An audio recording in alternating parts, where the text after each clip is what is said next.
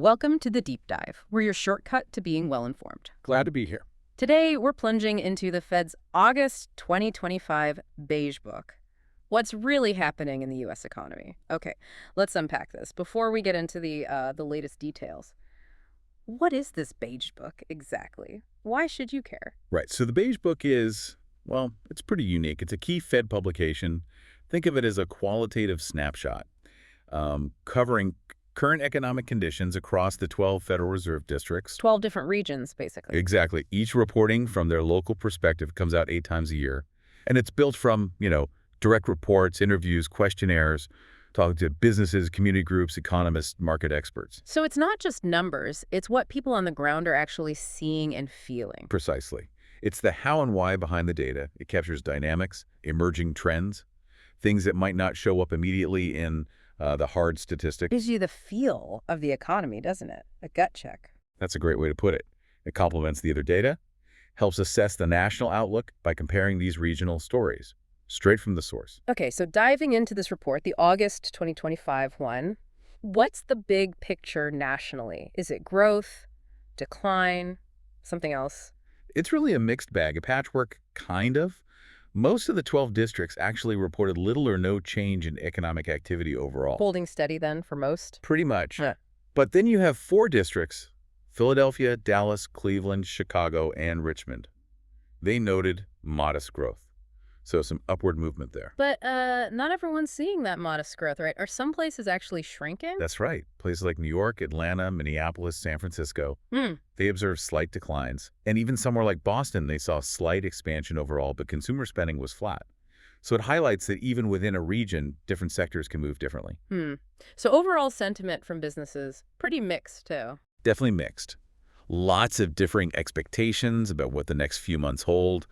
A real sense of caution, sort of a wait-and-see attitude across the board. Okay, let's zoom in on something that affects all of us. Consumer spending. What's the story there? Are people spending freely or? Generally, consumer spending is flat to declining. And the core issue really is that wages aren't keeping pace with rising prices for many households. Yeah, you hear that a lot. We heard it directly in the report. Contacts in New York said consumers were being squeezed, rising costs for insurance, utilities, other basics. Philadelphia echoed that rising prices, straining budgets for both households and small businesses. People are having to make some tough choices.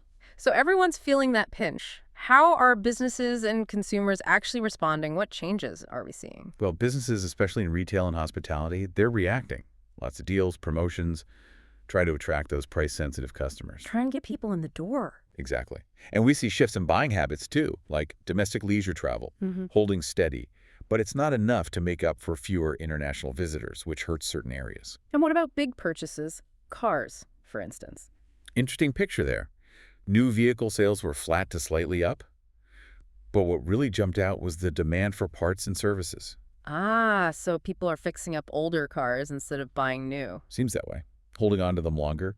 And in Kansas City, contacts saw consumers shifting spending towards more affordable goods and services, trading down, essentially. Classic belt tightening. A clear sign of it, yes, across the board. Okay, we've talked about consumers tightening belts. How does that ripple into the job market? Is hiring slowing down too? It's a similar kind of nuanced picture. Employment levels. Little or no net change in most districts, 11 of them. Yeah. But Boston, Kansas City, Minneapolis, San Francisco, they reported slight or even modest declines. And why is that? Just weaker demand. That's a big part of it. Weaker demand, general economic uncertainty. It's making firms hesitant to hire new people. Many are reducing headcount just through attrition, not replacing folks who leave, though we did see actual layoffs reported in 2 districts.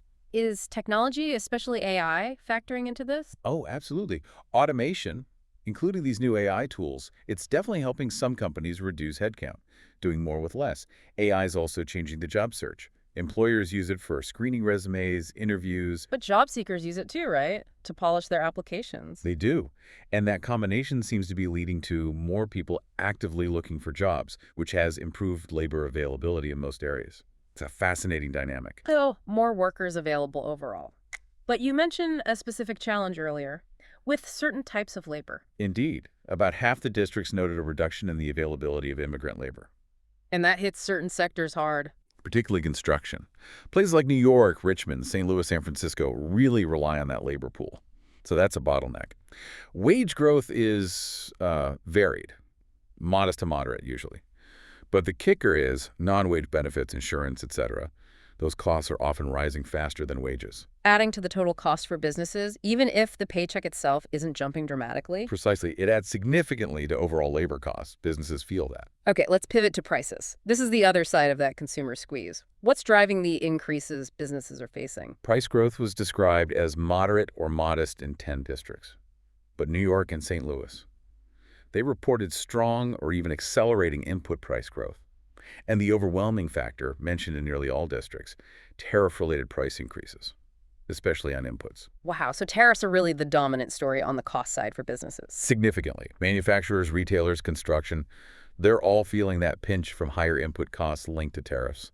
We saw a specific example, a clothing retailer in Boston marking up prices 10–15% on some items, explicitly citing tariffs. And it's not just tariffs, right? Other costs, too.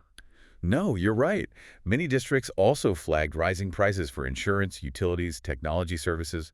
It all adds up, a compounding effect. So businesses have these rising costs. Are they just passing them straight on to us, the consumers, or are they trying to absorb some of it? It's a mix, but there's a lot of hesitation. While some firms did pass through the entire cost increase, many were reluctant. Why the hesitation? Worried about scaring customers away? Exactly that. Oh. Worried about customer price sensitivity, feeling they lack pricing power in a competitive market, just afraid of losing business. In Cleveland and Minneapolis, some firms were even feeling pressure to lower prices because of competition, even while their own input costs were going up. That's a tough spot to be in. A real dilemma. And most districts expect these price increases to continue. Philadelphia's inflation expectations are notably high, actually above 4.6%. Shows that pressure isn't going away quickly. Okay, this paints a broad picture. Let's dive into some specific sectors. What are the standout trends? Where's the weakness? And are there any surprising bright spots? Maybe start with real estate. Sure. Commercial real estate overall, Yeah. generally weak or unchanged. That reflects the broader uncertainty, higher interest rates. But there's this one really interesting pocket of strength. Data centers. Data centers, really? Yeah, a surge in data center construction noted in Philadelphia, Cleveland, Chicago.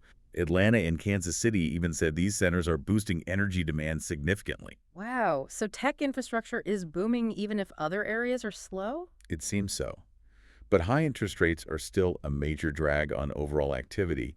Though interestingly, in places like New York and Chicago, there's still strong demand for the really high-end, amenity-rich Class A office space. While older buildings... Older, outdated office buildings are actually being torn down in some areas. A real divergence in that market. Fascinating. Okay, what about manufacturing? Especially with all this talk about tariffs and supply chains, how are they coping? Well, manufacturers are actively trying to adapt, shifting to local supply chains where they can, to reduce risks and tariff impacts.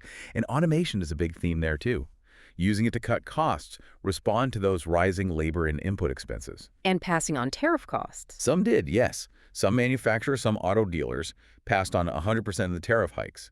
But others absorbed the costs or raised prices really slowly, carefully, testing the waters. And don't forget the other side of tariffs retaliation. China's tariffs, for instance, hit agriculture exports in Richmond, beverage exports in St. Louis. Very real, localized impacts. Right. Trade isn't a one-way street. Mm.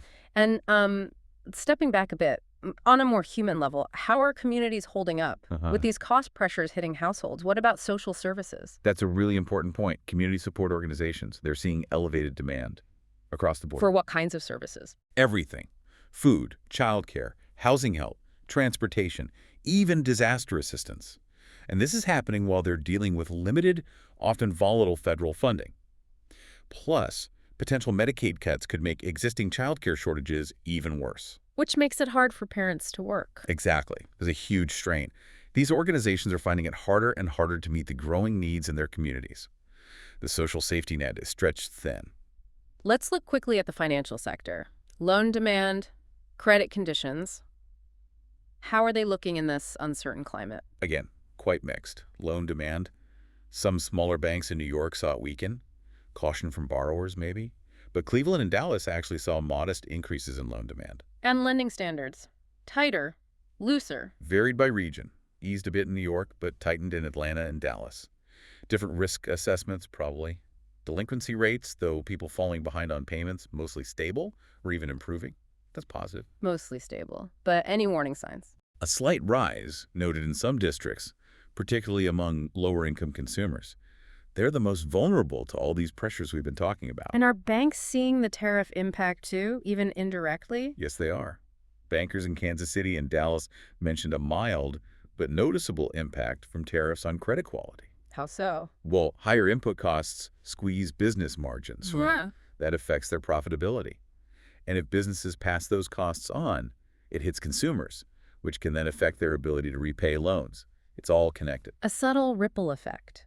Exactly. Something bankers are definitely keeping an eye on. So bringing it all together, what does this mean for you listening to this? It really seems the U.S. economy, looking through this beige book lens, is navigating some tricky terrain. Lots of uncertainty, especially around tariffs.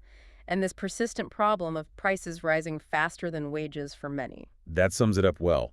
Businesses are definitely adapting, rethinking supply chains, using automation, AI, trying to manage costs. And consumers are adapting too, right? Changing habits, holding off on big purchases. Precisely.